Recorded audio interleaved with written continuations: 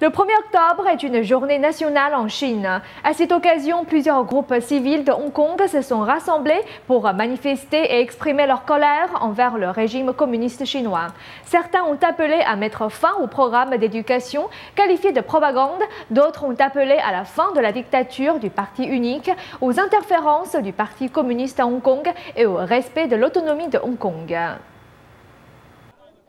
Le 1er octobre, fête nationale chinoise, des membres de la Ligue socio-démocrate et des citoyens de tous les milieux de Hong Kong se sont rassemblés sur la place Bokhinia pour manifester contre la tyrannie des 63 années de règne du Parti communiste chinois. Une dizaine de membres de la Ligue socio-démocrate, habillés de noir, ont porté un cercueil en chantant des slogans demandant la fin de la dictature du parti unique du PCC.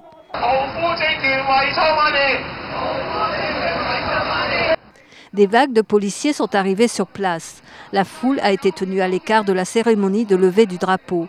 Des heurts ont eu lieu entre les manifestants et la police.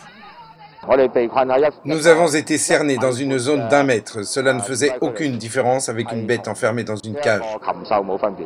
D'autres groupes sont arrivés en entonnant des slogans contre l'éducation par la propagande et ont demandé au gouvernement d'abolir le système d'éducation nationale. La police a formé un mur humain pour arrêter les manifestants.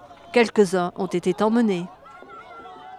Un groupe d'internautes de Hong Kong a manifesté devant le bureau de liaison avec des drapeaux du dragon et du lion de la période britannique. Ils se disaient mécontents des interférences du Parti communiste à Hong Kong et ont souligné que le semblant d'autonomie dont bénéficient les gens à Hong Kong n'est pas l'autonomie réelle dont ils devraient bénéficier.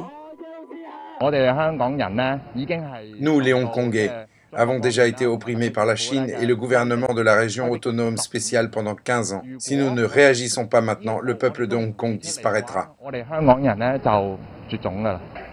Des dizaines de membres de la Ligue socio-démocrate se sont rendus au bureau de liaison dans l'après-midi, demander justice pour Li Wenliang, exiger la libération des prisonniers politiques et la fin de la dictature du parti unique. Ils ont déclaré qu'il n'y avait rien à célébrer le 1er octobre, qui marque un jour de souffrance pour le peuple chinois.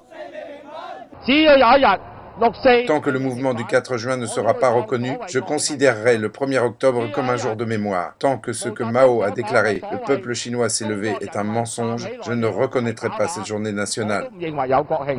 Nouvelle NTD, Hong Kong.